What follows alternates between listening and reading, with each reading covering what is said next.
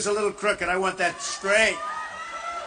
Like we're going to straighten out our country. We're going to straighten out our country, believe me. Wow, this is some crowd. This is a record crowd for this building. I know it's structurally sound. It was built a long time ago. It's good and strong. We need it. Thank you. Thank you, everybody.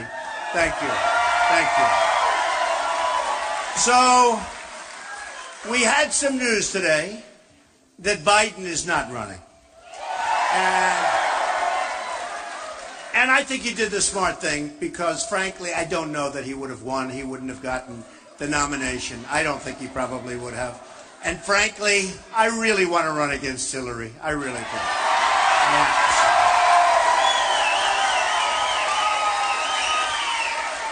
That's the one. That's the one I've been. You know, when you sort of like, if you have a baseball team or a football team, you sort of get your heart set on something.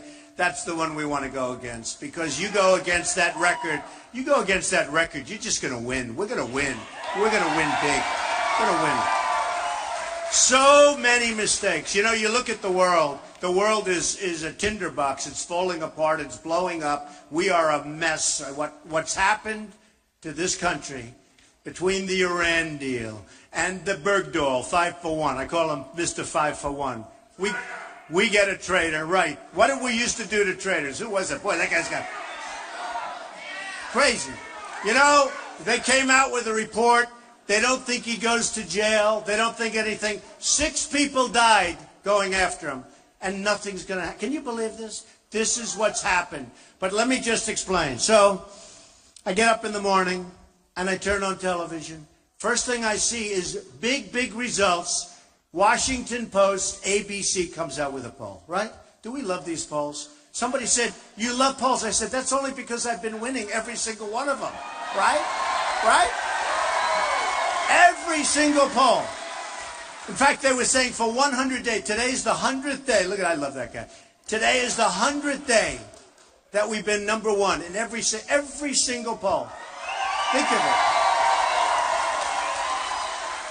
And we're increasing our lead, and, you know, it's really been amazing. We've been increasing the lead. But Washington Post today comes out 32% for Trump. And that's, you gotta understand, we're talking about 15 people. Used to be 17, a couple have dropped out. They're gonna start falling, I think, like flies now.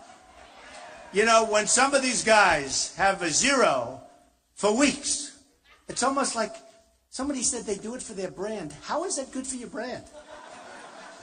One of them, Pataki, he had a 0 with an arrow going left. That means less than 0. I said, is that a mistake? Is that a mistake? So, I don't know what they're doing, but a lot of people are going to start dropping out, which is good. You get a much better discussion going instead of having all these folks around, and the whole thing is ridiculous. But we're at 32%. We're leading everybody by a lot. The closest is 10% next. We had another one, Boston Herald in New Hampshire. Just came out. 28%. Second is 16. Think of that. 16. We have, oh, I love this one. And by the way, the people in Iowa, the people in New Hampshire, people in South Carolina first have been so unbelievable. The South Carolina poll is unbelievable, but we'll get to that. Morning Consult. This is the one I love. This is, you know, it's interesting. They do these polls. They take like 300 people. I'm saying, how can you do 300 people? Morning Consult, that's one of the big online polls. 41%, 41, think of that, 41. You almost say, how do you get 41%? Think of it, when you have 15 people. If you had 41% with like 3 people, you have it made, right? But with 15 people. 41%, highly respected poll. Second is 14%, so it's 41-14, so that sounds good. Now, and you know we're winning, very importantly, in Iowa, we're winning, and we're winning big. We're winning big. Here's one that I love. Ohio, because I like Kasich. I think he's a good guy. In Ohio, we're 27%, and Kasich is at 12.5. Good governor, good guy, everything. I don't like his view on Common Core. I don't like a couple of his views, which is, you know. But he's a good guy, and he is a good guy. 27%, and Kasich, the governor, the sitting governor, is at 12.5. That just came. Another one that is incredible is Connecticut, big state, Quinnipiac poll, 34-14. 34-14 a second. I love this one. By the way, a couple of the beating Hillary nationwide. Do you love that? That I love. That I love. Beating Hillary in numerous states and very substantially. And one just came out 2 days ago, beating Hillary in the state of Florida, which I love. Which I love. Now, the other thing I love, beating the governor of Florida, beating the sitting senator of Florida, who has the highest, well, think of this, has the highest lack of attendance, we'll say lack of attendance in the Senate. I mean, here's a go. You can't talk about working if you don't go to vote and you're a senator, right? Doesn't that make sense? But in Florida, I'm a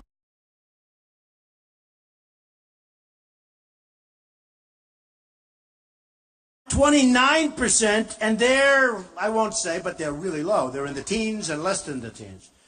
And I tell the story where Rubio actually was a little below, and then he went a little above the governor, and they're in the 12s.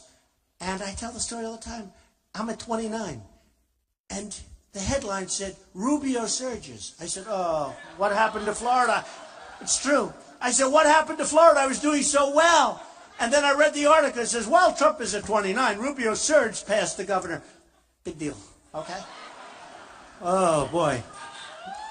We have one here, 35. And by the way, Pennsylvania beating everybody. OAN, 35%. Great company, great poll. 35-17. I mean, we are just, I love these polls. And I say to people, when they always say, you love to mention the polls, nobody else does. I said, that's because they're losing. They're not stupid people, right? They're losing. Oh, I could talk about these suckers all night long. I love them. I could talk about them all night long. So, New Jersey, great. Now, Jersey, and I like Chris Christie. He's a good guy, but I'm at 32. He's at 5.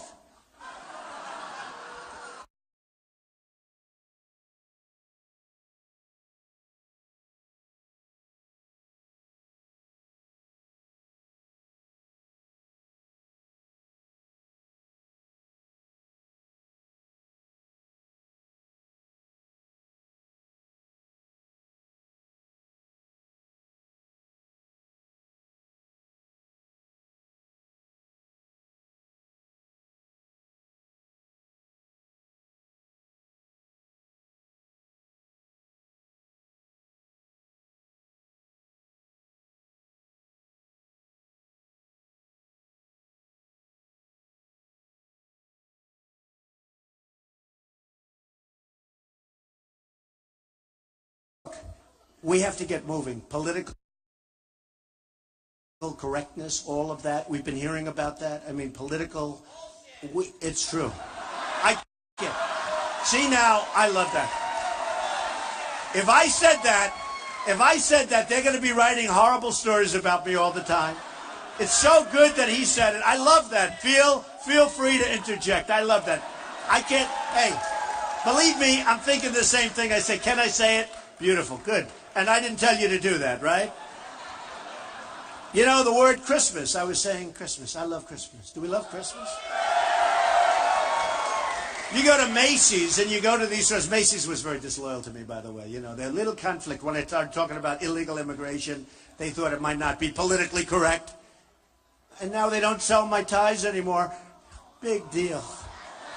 They were very disloyal, very disloyal. And by the way, I know one thing. They wish they didn't do that because they would be selling more ties right now. Okay, not a big deal. But, you know, you got to find out. You have to find out who are your friends, who's loyal, who's not loyal. I love to find things. It's like a testing period. But when I mentioned the words illegal immigration, I was hit so hard by the media.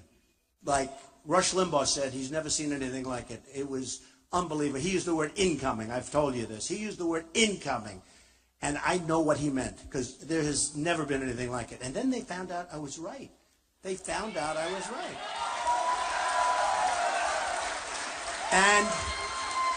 And it's a huge subject. I mean, the whole thing with illegal immigration is a huge subject. And I love Mexico, and I love the Mexican people. I have thousands of Hispanics working for me, and they're great, and they do a great job.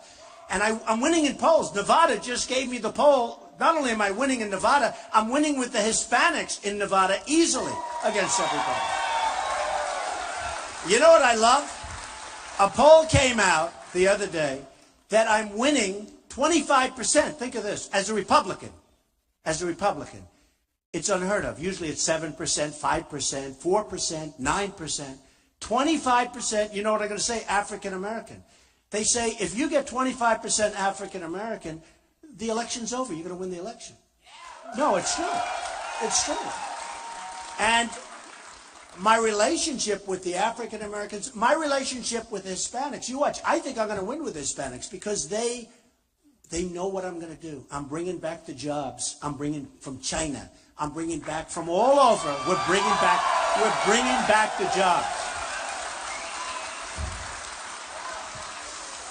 But we have to stop the nonsense where our people are so grossly incompetent. Our leaders, our representatives, our negotiators are so incompetent that it makes you just sick to think. I mean, think of these deals. I mentioned the Iran deal. Who would do a deal like this? Who would do a deal like this? Where they're saying Obama. You know, you have the greatest straight men of all. This is the greatest. These guys, and so far I've only heard the guys. I haven't heard the women. But so far I've had 3 guys. They are right on. I like the women better. Okay. Boy, they are right on cue. These people are fantastic. But who would negotiate deals like this? I mean, why and where and how does it happen? So I have great relationships with foreign countries. I'm doing deals. I do deals all over the world. We do great. We built a great company. You know, they said he wouldn't run. And, you know, it takes guts to run. It really does. It takes guts. It's not easy. It's not easy. But they all said he wouldn't run. And I looked at it last time. Romney let us down. He should have won that election. And he let us down. I mean, pure and simple. He choked. He choked.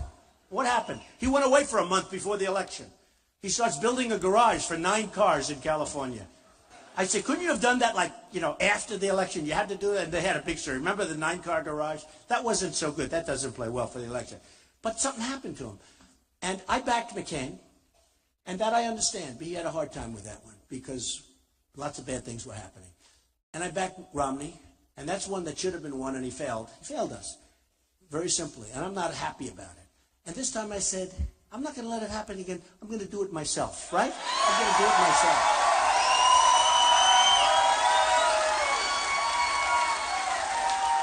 You ever, like, have a problem? I see the people in the audience, workers, hard workers like me. I'm a worker, but hard workers. And a lot of times, you know, you get people and you say, do it, do it, do it. It doesn't get done right. Then finally you say, okay, now I'm just doing it myself. That's what I'm doing here. I'm doing it.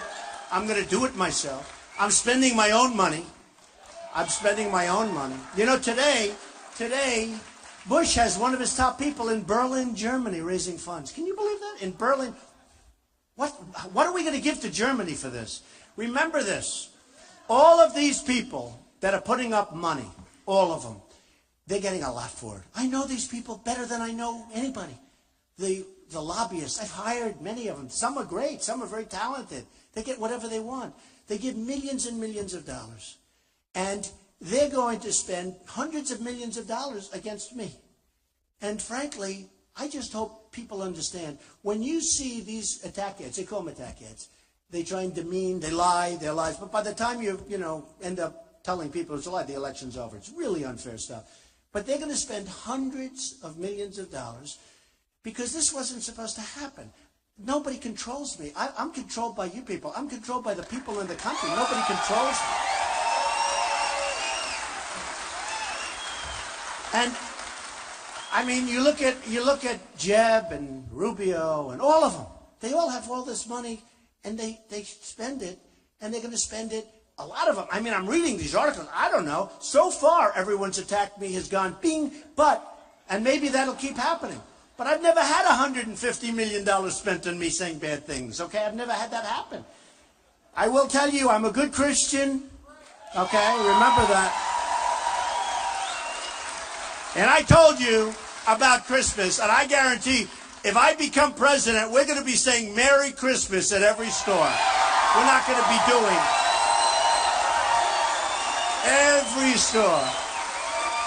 Every store. The happy holiday, you can leave that over in the corner. Happy holiday, everybody. Enjoy it. But I'm saying Merry Christmas to whoever the hell wants to hear it. And that's not to knock anybody else. Other religions can do what they want. I think it's great. There's room for everyone. There's room for everybody. But for them to take away the word Christmas, and they're going further. You can't have the scenes. You can't have anything anymore. It's again, it becomes, like the gentleman said, it becomes politically correct not to use the word Christmas. That's not going to happen anymore, folks. It's not going to happen anymore. But when I tell people I'm Presbyterian, everyone says, you got to be kidding. Are you really? They like me more. It's always a nice thing to say. Usually I bring up the communion picture and I bring up so I love it. I actually walked on the stage last time with a Bible. People liked me much better. And it was my Bible signed by my mother with my address on it. And what they don't know is those days, everything was so nice. Nobody took anything. Today, you need addresses on things. You know, it's a little different. It's a little different out there. So we're going to do things differently. Here's one that I'm so happy about. Look, who is going to be the next president? Who's expected to win? Look at those charts. How beautiful. No, look at that. 42% say Donald Trump is going to win. Okay? 42%. 42%. Oh, I love it. Because we can do so much. We can do so much. So just to finish, hundreds of millions of dollars is out there. It's a terrible system. We have a terrible, complex system. Nobody even knows what it represents. The laws are so complicated. Nobody has any idea what it's all representing. But tremendous amounts of money are up there, and it's going to be spent, and it's going to be spent unfairly. It's going to be spent, I mean, it already is. It's being spent, you know, and I'm doing something different. Now, the last time I was in Iowa, we had a tremendous crowd like this, and I said to the crowd, do you want me to spend money? Because I feel badly. You know, when people want to give tremendous amounts of money and I'm turning it down, that hasn't been my history. You know, I don't turn down money. My whole thing was I take all of the money. But I said to the crowd, supposing I took everything and they put money in packs and they put money all over the place, and supposing I took it and I promise I won't do anything. They all stood up and said, don't do it, because they understand it. They understand. When somebody gives $5 million to Hillary, or $5 million to Jeb, who is doing very poorly in the polls. I just looked at this poll, 5%? I think I'm going to stop talking about him. I sort of thought he was like going to be sort of a favorite. He's not doing so well. Who should I start talking about? I'm going to have to start hitting somebody else. I don't know. Maybe Rubio. Well, Rubio I talk about. Look, I always say, I have never seen a young person sweat like Rubio. Do we agree? I've never seen. He drinks more water. It's like he's like a machine. Drinks water, sweats, pours, gives a speech. Remember the State of the Union? He gave the retort. And he said, And you know, it was bad if he had a glass. But this was a bottle of like Mountain Dew or something. It's on national, and I said to my wife, I said, did that just happen? And then I think about, think of Putin. Pretty tough cookie, right? Who's the best to deal with Putin? Trump or Hillary? I mean, give me a break. And I say to people, yeah, I mean, can you imagine Jeb or Putin? Oh, would that be easy for Putin? Putin is, he's drooling, okay? He's drooling because he wants it so bad. But anyway, I think Rubio, so I'm saying, you have to be cool. You have to really be cool. And Putin's sitting, and Rubio's going to meet him. And Rubio walks in and he's sweating and he's pouring down. Putin's going to look at him and say, what the hell's wrong with this guy? It's true. He's not a good poker player, right? He wouldn't be good at poker. Hey, look, I'm sure he's a nice guy. I really don't know him, but I'm sure he's a very nice person. But we're beyond nice people. And I think I'm a nice person. I think I am. I'm a nice person. A woman said to me at a rally where we had, 9,000 people. It was incredible. It was in New Hampshire. She said, Mr. Trump, I'm voting for you. I love you. You're really the guy.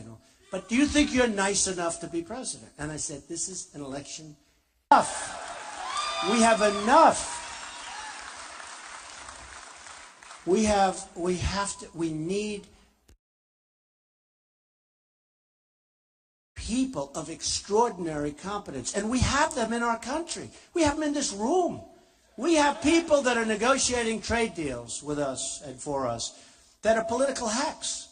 They're ambassadors. They're nice people. Some aren't nice people, but they're not talented at what they do. I have the greatest business minds in the world because we have them in this country. I don't want to have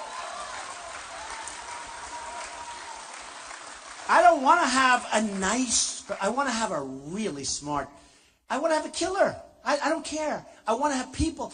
With China, we're going to lose almost $400 billion this year in trade. Think of it. That's our trade imbalance. I said, do me a favor, find out what's the imbalance. It's almost 400 billion. It's been that way for many years. How long can you keep doing this? And you want to trade with China?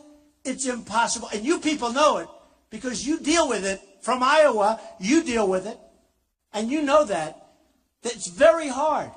And when it comes to us, they send their stuff in. When it comes to us, we go that way. Taxes, tariffs. They don't like to use the word tax. They call it a tariff.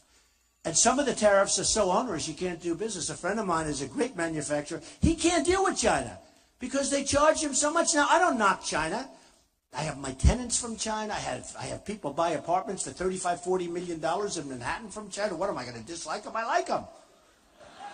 The largest bank in the world is a tenant of mine from China. I mean, I respect them. I wish our leaders would be able to do the same thing. I'd be so proud if our leaders could take those deals and make them great deals, even good deals, even break-even deals. What would it be if instead of having an imbalance of $350 billion, we broke even? Do you know? No. Do you know what that would mean? Do you know what that would mean for our country? Do you have any idea what that would mean, the kind of numbers we're talking about? Somebody said, you can't do that. It's going to take... I saw proposals from some of the candidates we're running against. They want to balance the budget within the next 25 years. I said, excuse me? 25 years? 25 years? What are you talking about? What are you talking about? We have people that just don't get it. They don't have it. You know, it's like a great athlete. They have great athletes. For some reason, that Dan Gable, great wrestler, right?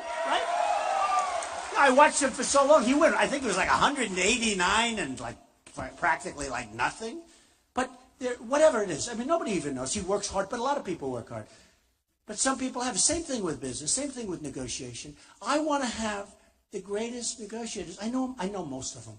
I come from an area of great negotiators. It's called Wall Street. I want these tough guys. Seriously, I want to put them to work for us. They don't want any money. They don't want money. I'm getting calls, now that I'm leading all the time, all these guys are calling the biggest guys, the best. Some good, some not so good. Some want to get involved. Carly, I wouldn't want. I mean, what she did to that company, I'm not interested in Carly, to be honest with you. But no, seriously, I have the best negotiators in the world calling. Carl Icahn, great. He's made a fortune. He doesn't want money. He just wants to do it. I say, Carl, handle China. Good, I'll do it. Guess what? Lots of good things are going to happen, folks. Lots of very good things. But we have great people, and we don't use them. I always say, in Japan, we have Carolyn Kennedy. What does she know? And you know the story. Has anyone heard the story about Carolyn Kennedy? Right? From 60 Minutes. I was on 60 Minutes the other night. By the way, my stablemate was Putin. Right? And they got the highest ratings they've had in a long time, 60 Minutes. So I'm taking full credit for that. I'm not giving it. And none. They had a huge rate. And then I'm doing Saturday Night Live next week. That's going to be good. Better watch. You better watch. It'll be interesting. I did it 11 years ago. The Apprentice hit #1, and they said, would you do Saturday? And here I am doing it again. And this time, so it's been an amazing period of time. But we need our best people. And I tell the story about Carolyn Kennedy. People love the story, but it's true. It was on 60 Minutes. She came in, and they're doing a profile of her because she's the ambassador to Japan. And they come in, and they have the cameras on her, and they say, how did you get the job? Well, I didn't have anything to do. And by the way, a friend of mine said he actually went to the tape, and he said, your imitation is almost exactly right. So I'm, saying it's pretty much right. Well, I came in, you're fired. Fired. I came to the White House, you know, where she's obviously very close with Obama. I came into the White House, I said, I'd love to help out. Is there anything I can do? Very nicely, very meekly, very nice. And my daughter likes her, so she has to be a nice person. You know, Ivanka, we love Ivanka. I could have her do some negotiating for us, believe me. Ay, ay, ay. She is tough. She is tough. But she's good. She's got a great heart. But Carolyn Kennedy comes up and she goes, well, I said, do you have anything for me to do? I have just nothing to do. Do you have anything to do? They said, would you like to be the ambassador to Japan? She goes, really? You mean that? She couldn't believe it. So now she's the ambassador to Japan, and they have her on 60 Minutes where she's being wined and dined by Abe, who's a killer. You know, he's a great leader. He's the best leader Japan's had in a long time. They're doing big devaluations of their currency. They're killing us. They're killing us. And she's a negotiator. I don't want that. I want Carl Icahn. I want Henry Kravis. I want these guys. I want the right people. I want the right people. I don't want that. With Japan, last year, $70 billion. This is in 1 year. How do you lose $70 billion and then say, oh, let's have dinner, let's have dinner. They come over, we give them a White House fret. We give them a beautiful White House dinner. With China, they come over the other day, and we have this beautiful tent on the lawn. They put a tent. You know why?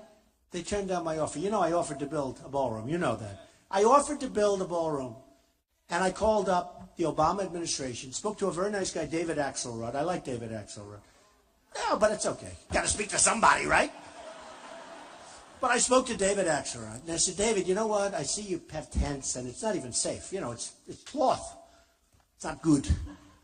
I said, if you want, we'll get 5 of the top architects only in the United States. We're not interested in a foreign architect for the White House. Do we agree? Makes sense, right? We'll get some great architects, and we're going to design 5 ballrooms, big ones. It's going to cost me $100 million to do it properly, like I'm doing at the old post office site, which is going to be great. We're going to design 5 ballrooms by 5 different architects, put all your people in charge. I will pay for it 100%, and we'll get just the right. We'll go out to the critics. We'll get one that everybody loves. We'll put them together. We'll do whatever we have to do. It'll be so beautiful. It'll be great. I never heard from them. Nobody ever called me.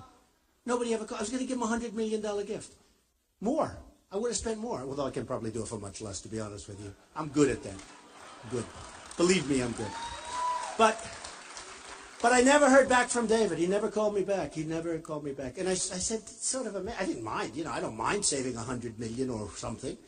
But I said, I was just in this mood. I said, you know, it doesn't make sense. You have these big state dinners, and they're in tents. And I guarantee you the guy that owns the tent, because I don't think it's owned by the White House folks, meaning us. The guy that owns the tent is making a fortune, okay? Can you imagine? There's no negotiation. How much is it? Well, that'll be $3 million so that we can, oh, that's okay. You know, the tent is rotted out. It's old. It's falling down. It's worth $10. Probably gets a fortune. You know, I'll tell you, now, this is a story that they deny, but I don't deny it. So, you know, in the Capitol, the Rotunda, they're doing a big scaffolding job, right? My real estate friends would love this, because to me, now they're denying it, so let's assume they're correct, right? But I think I talked them into it. So I heard they were going to take, I have pretty good authority. You know, I'm building a big, big building on Pennsylvania Avenue, the old post office. And how did I ever get that property? The most sought after property. How did Obama get it to me? Everybody wanted it, including the Pritzker family. That's a good negotiator, right? And I got it for the right price. I didn't overpay. But here's the thing. It's going to be a great hotel. It's going to be fantastic. It's going to be great. But, so the Rotunda, they put this unbelievable scaffolding. It's been up there for about 2 years. They got to fix up they got a point. You know what point is? Fix it up, bing, bing, bing. 10 minutes later, you take it down, it's finished, right? So they have the scaffolding up. Beautiful job. Cost millions of dollars, millions. But they're worried that they won't make the inauguration because they don't want to have the scaffolding up for the next president, which hopefully is going to be me. Wouldn't that be great? Wouldn't that be great? So I was told, and then after they heard it, there was a panic, and they denied it, and they said, but I was told that they're not going to have the work done, and they want to take the scaffolding down, because, you know, that ceremony is magnificent, and they want to take the scaffolding down for the event, for the ceremony, have the ceremony, and then 2 days later start putting it back up again. So I said, I have two ideas. Number one, if you can't do it, leave it up. I'll be okay with it. Okay? Leave it up. Don't take it. Please. Please. Don't take it down. It's amazing what these photographers can do. We can erase it for $2, right? They can erase it. Take the scaffolding off. But even if you leave it. But I said, do me a favor. Don't touch it. Just leave it. But I have a better idea. Have them work faster and get it finished. Wouldn't that be great? You know? Okay? Let them work faster and get it finished. So they deny it. They said, oh, no, it'll be done in time. I guarantee you it wouldn't have been. And I have it from a very good source. It would not have been. But now I'll bet you because of what I've been doing, because I've been using that and I've been telling people about that, and people find it terrible. I think they'll probably get it done. I can imagine what they're paying in overtime. Wouldn't that be terrible? Okay, let me check out that bill. Oh, these contractors, the money they make, the money they make. So we're a country with 93 million people out of the labor force. I mean, you know, we've got 93 million people. Many of those people want to work. They can't. And then we hear, yes, the unemployment rate is down to 5.2, 5.3. I'll tell you what, if it was really 5.2 or 5.3, I probably wouldn't be up here tonight. And if I was, there'd be three people in this room instead of thousands. There'd be 3 people. So we have 93. And if you really superimpose, I was always pretty good at this stuff, you could very well have, I mean, you could have a 30% unemployment rate, real rate. I'm talking about a real rate. You know the story, you look for a job, you keep looking. 3 months later, you say, I can't do it anymore, I can't look, I got to take a rest. You go home, you stop looking. You're now considered statistically employed. And the reason that is because it's for politicians. They always want to look good. What does that have to do with unemployment? So I think you have, actually, an economist and a very smart guy 2 weeks ago said the real number is 42%. So let's say that's high. But let's say it's 30 or 25 or 20 or 15. One thing we know, it's not 5.2, 5.3. Got 100 million people close. We have 50 million people in poverty and with no hope of getting out because there's no incentive, there's no drive. We're run by the great divider.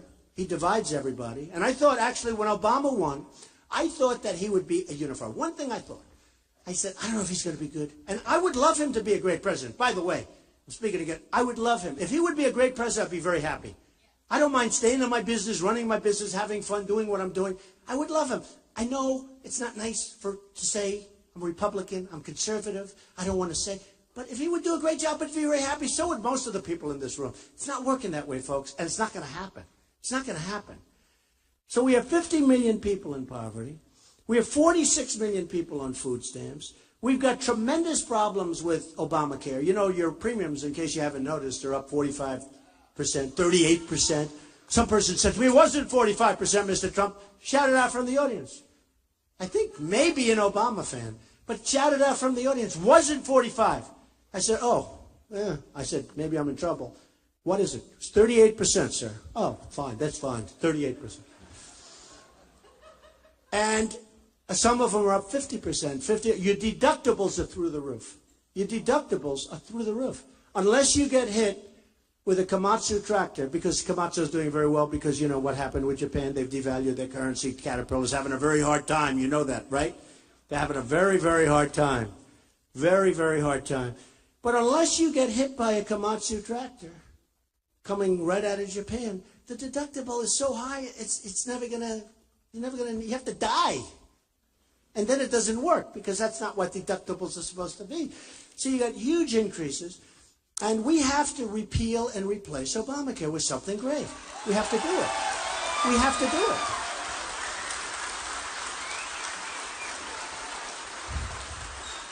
A country isn't a country unless we have a border. Do we agree? We're going to have a border, and people are going to come into the country, but they're coming in legally. They're not coming in illegally. They're coming in legally. And we're going to build a wall. It's going to be a great wall. It's going to be a wall that really is effective. Walls do work. You can look at Israel. You can look at different places. Walls do work. But you can't have walls that are fences this tall. Did you see the picture? Did you see the picture in Time magazine a couple of weeks ago where they're driving drug trucks over a little wall? They built ramps. And the trucks are going over back and forth carrying drugs and things. I mean, what are we? What's going on? What's going on? We have tremendous drug traffic coming into this country. And they just come in unabated. I mean, it's just unbelievable. And we allow it to happen. We're going to have a wall. We're going to have a great wall. And Mexico's going to pay for it. And remember I said that. Just remember I said it. And just so you understand, I love Mexico. I love the Mexican people. I respect the Mexican leaders. But they're much smarter than our leaders. Much smarter. They're getting away with murder. They tell me that. They tell me that. China. I have the richest people in China. They're friends of mine. They tell me everything. Of course, now they're not being so open. Now, I was only kidding a year ago. They didn't know I was running for president. It's true. They didn't know I was running for president. But Mexico, if you don't think they send people in, Kate, beautiful Kate from San Francisco, shot in the back by a man that was pushed in my opinion, pushed in 5 times, maybe 6 times, maybe 8 times. Nobody even knows. But he wasn't supposed to be here. And he shot her in the back. 3 weeks ago, you had a woman raped in California, a 66-year-old woman, a veteran. And by the way, we're going to take such great care of our veterans because they are treated so badly. So badly. We're going to build our military stronger than ever before, so strong that nobody's messing with us. Nobody. Nobody's messing with us. And we're going to take care of our veterans, who, by the way, are not treated as well as the illegal immigrants. They're treated better. The illegal immigrants are treated better. They're treated better. So we're going to change things. And we're going to change them so fast. And we're going to change them so good. And you're going to have victories. You're going to have so many victories. When was the last time, and I say it, I love saying it because it's so sad, but it gets the point across. We don't have victories anymore. We don't win anymore. When was the last time we won? We lose to China, to every place. I mean, does anybody come from any exotic country? Because I guarantee we lose to them too. We lose to everybody. But you look at Japan with the cars, they just pour off these massive boats. I was in Los Angeles 3-4 weeks ago. I never saw ships this big. And cars are just pouring off the ships, pouring off like the long, they're going so fast. Boom, boom, boom. No tax, no nothing. Not going to happen anymore. It's not going to happen.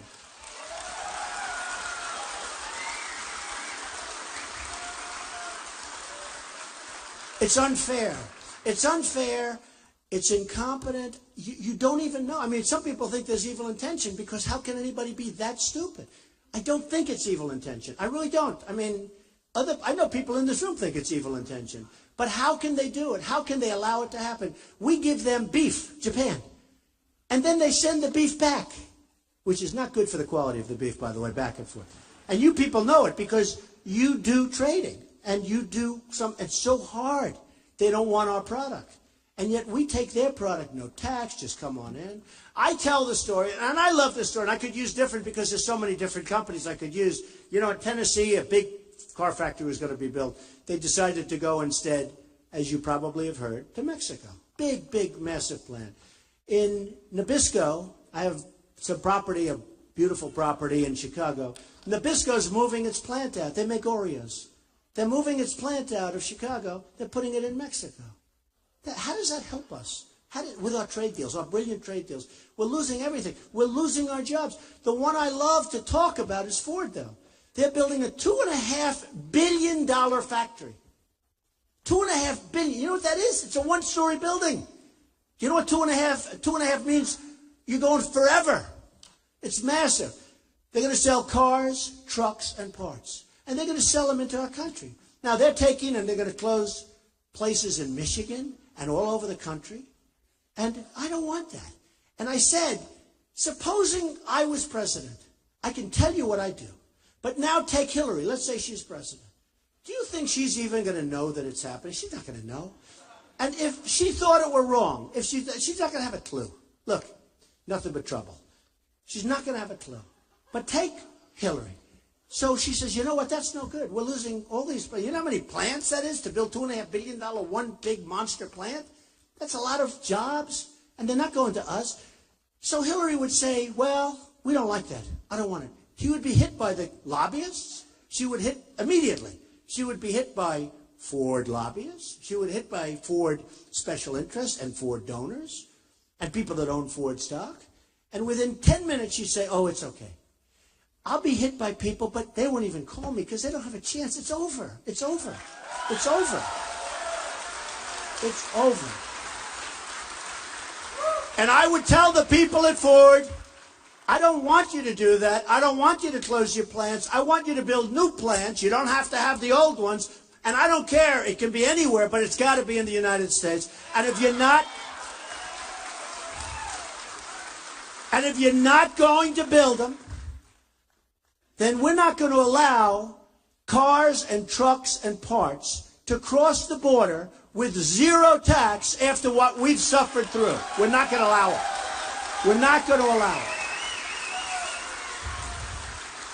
I mean, the way our country's run, if it doesn't happen to be me that wins, you know what's going to happen? They're going to build a plant, and illegals are going to drive those cars right over the border. I'm telling you. It's going to cost them nothing, right over the border. And then they'll probably end up stealing the car, and that'll be the end of it. We have got to get smart. We have got to get smart. Now, I would say the following. I would say to the head of Ford, here's the story, and this is what you're going to do. Here's the story. We're not going to let you do this. We want you to build, but if you don't want to, that's okay. We're charging you a 35% tax. Okay, we're charging it.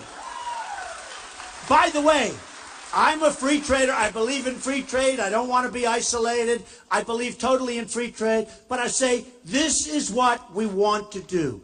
I want something out of it. We don't get anything out of it. Even, by the way, the Keystone Pipeline, you know what?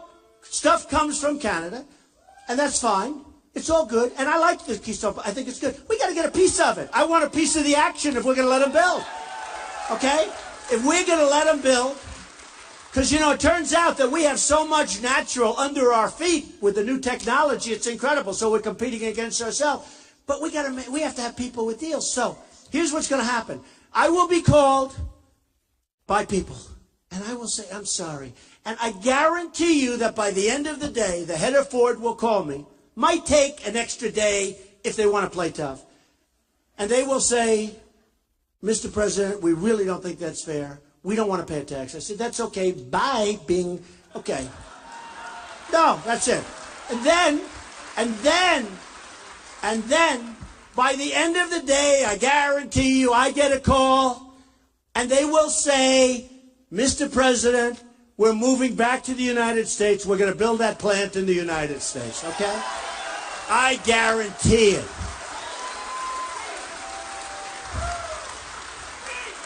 And by the way, that one's so easy, I wouldn't even waste the time of my negotiators to be it. That one's too easy, okay? That one, believe me, is so easy. Same with Nabisco. And again, Mexico, great. I just don't want them taking all our business. You look at what happened to New England. I mean, the business that poured out of New England. With all of that happened, the business that poured out is unbelievable. You see factories all over the place. Some are converted to apartments and they're converted to other things, but the apartments don't bring in the rate. That's for sure. We need jobs. We don't need apartments. We don't need apartments. I have apartments. We need jobs. We need production. We need factories. We need our jobs back. Now, China, they devalue their currency. They're killing us. It's impossible for our companies to compete. 3 weeks ago, they did the biggest devaluation of their currency in 20 years. They say in 2 decades. And that wasn't supposed to happen because they've been devaluing it all along. And they are just absolutely destroying us. A friend of mine bought a plane, okay? He wanted it to be sent to China. He had to pay a massive tax. He ended up losing his shirt. I was happy because he's a rich guy. I don't care. I couldn't care. He had to pay to get the plane into China. He had to pay a fantastically large tax tariff. He had to pay. He couldn't believe it. I won't even say the number because I still can't believe it was a number that was so large it wouldn't make any economic sense. Because they don't want planes that are built here. They don't want other things that are built here. They charge. You can't get your stuff in there tax-free. You can't even get in there. But if you do, you can't. It's unfair. And that's why we're losing almost $400 billion a year. And they look at us and they say, they are the dumbest human beings on earth. It's true. That's not going to happen anymore. Boeing just placed a big order. They're buying 300 Boeings. Beautiful plane. I have one, so I like it, you know. But it's great. 300 planes. But you know what they're doing? They want all their technology. They want them to build factories in China. They want the planes manufactured over there. Boeing's going to start building massive plane assembly plants and factories for the production of aircraft in China. Why? Why? That's not good. In South Carolina, they have Boeing. In Seattle, they have Boeing. I want them to expand here. I don't want them to do that. I don't want them to do that. So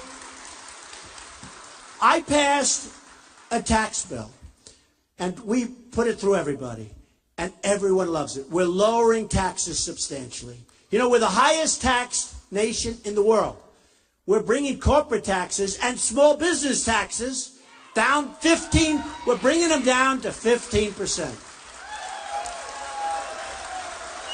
That's right. We're simplifying the tax code. We're going to have 4 tranches. It's going to be so beautiful. It's going to be so dynamic. It's gotten some great reviews. You know, you always have somebody that doesn't like it. We don't like it. But we have to do it. You have corporate inversion. Nobody knows what it is. Companies, big companies, have trillions of dollars, 2.5 trillion offshore out of the country. They can't get the money back in. And to show you how paralyzed Washington is, the Democrats and the Republicans want to bring that money back. That's been going on for 4 years. They can't pass it, but everybody agrees. I mean, they want to bring the money back. It's too complicated and it's too expensive because the tax is so high. I want the money to come back. It's part of what I'm doing. And that money, trillions of dollars. Now, the 2.5 trillion, I think, is a low number. Nobody even knows what the number is. It's massive. But a lot of companies are going to be leaving the United States to go get that money. They are going to now move out of the United, and these are big, strong, powerful companies with thousands and thousands of jobs. And they're also going to get a better tax deal. So they're going to Ireland, and they're going to lots of different places. And it's called corporate inversion. It's going to be the biggest problem unless we have competent leadership. And the amazing thing about this one is everybody agrees. But they can't get it signed. They can't get a deal. And they all agree. And this is what we have. We have total gridlock in Washington. We have people that just don't have it. They shouldn't be doing it. And you know the amazing thing, and you've seen it, people get elected, and they're strong, and they're tough, and they go to Washington, and they're very conservative, and we're going to get rid of Obamacare, and we're going to get rid of this and that, and we're going to bring the money back into... And they go to Washington, and all of a sudden they're in this gorgeous building, maybe even nicer than this one. They're in this gorgeous, beautiful columns, the beautiful ceilings, everything's so beautiful. They look at their wife or they look at their husband and say, oh, this is incredible. We've made it. Look at this. And they become nothing. They get elected. They get elected to make things right. And they get to Washington and they become, he said it, wimps. They become, something happens to them. Something happens to them. So they want to stay there. You know what happens? They get good at getting reelected. That's all they care about. One thing I can tell you, I get to Washington, it's not going to happen to Trump. Not going to happen to Trump. It's not going to happen to Trump. So we're going to take care of women's health issues. You know, women have lots of issues where they have the tremendous health care issues, tremendous, that people don't even talk about. We're going to take care of women and women's health care issues. We're going to take care of so many different things. We are going to make our country rich again. We have to make it rich. Somebody said to me, but that's not really nice to say rich. Well, unless we're going to, right, we owe $19 trillion. We're third world. You look at our airports, our roads. You look at everything. We're third world. I go to Qatar. I go to these places, these incredible exotic places. I see airports. We don't have anything in our country like it by a factor of 10. You see airports in Dubai. You see airports in China. You see airports in Saudi Arabia. You've never seen anything like it. We come home, we land at LaGuardia with the potholes in the runway. It's true. They say you can't land, sir. They're fixing the potholes. It's true. It's a disgrace. We used to be emulated. We used to be the ones that people would look up to. We have the greatest resources. What we have is the people. We have really smart people. We have great people. We don't use our best people. We don't use them. But the bottom line, and I think the reason, and you know what? We have a full packed house tonight, thousands of people. But honestly, everywhere I go, and I don't know it's me. I think it's not me. I hope it's not me. It's the message. There's a movement going on. There's actually a movement going on. It's a strong movement. It's a strong movement. You know, they used to call it the silent majority. It's not silent. It doesn't work. The term doesn't work. Because I have seen, I go to Dallas. Okay? Mark Cuban calls. Good guy. Calls me, do you want to use the stadium for the Mavericks? Yeah. When? I call him. It's a Thursday. We go there on Monday. We have 20,000 people. We had 35,000 people in Mobile, Alabama. We had 20,000 people in Oklahoma. Every place we go to in Iowa, we're packed. You know that. People standing outside trying to get in.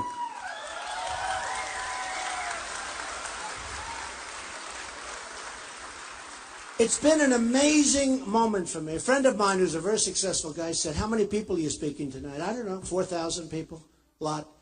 He said, and that's a small group. It becomes like 4,000 is a small group. He said, how do you do that? Do you write speeches? I said, no, I have a great memory. But I said, more than memory, though, much more. I have a heart. I know what we have to do. I don't need teleprompters to tell us what we have to do. I don't need it. You know?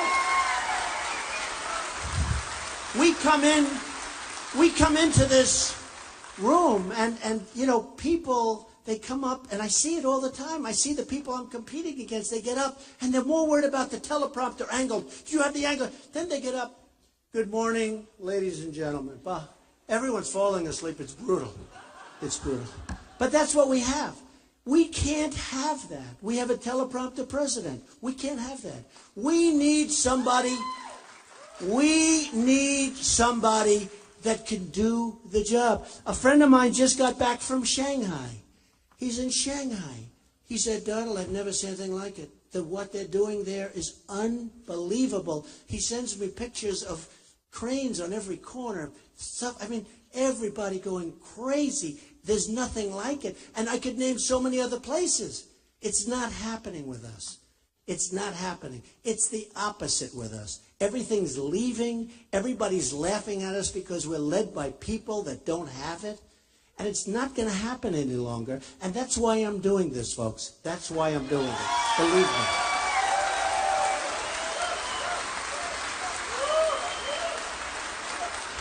And I will tell you, I will be the greatest jobs president that God has ever created. That I can tell you. That I can tell you. God will be very proud of me because he wants good. I will be the greatest jobs president that God has ever created. And I mean it so much. It's so easy. You know, in one of the polls, actually a CNN poll, they did all these things. And I was #1 in leadership and jobs and this and that. And I said, why? Those are important things. We will do something that's going to be so spectacular. Now, I always say, and the whole theme of what I'm doing is make America great again. Again.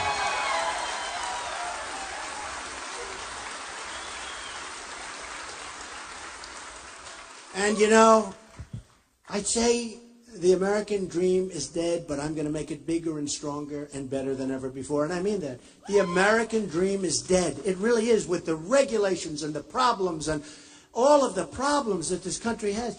And I'm going to make it bigger and better and stronger than ever before. We're going to be so proud of our country.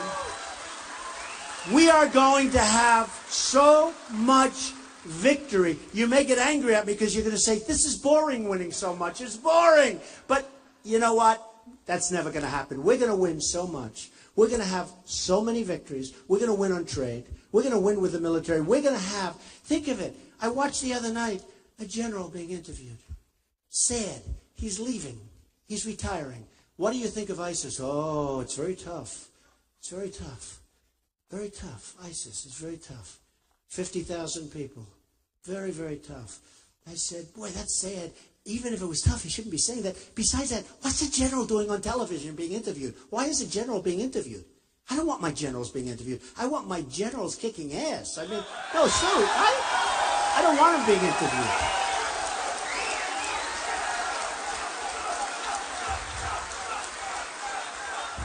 I will find the General Patton, or I will find the General MacArthur. We have them. We have them.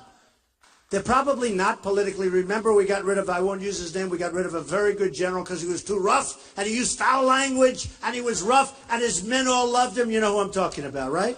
Right. He was a rough guy. That's what we want. I want smart. Number one, smart. But we want tough. We want people. So when I see, as an example, President Obama, we will be leaving Iraq.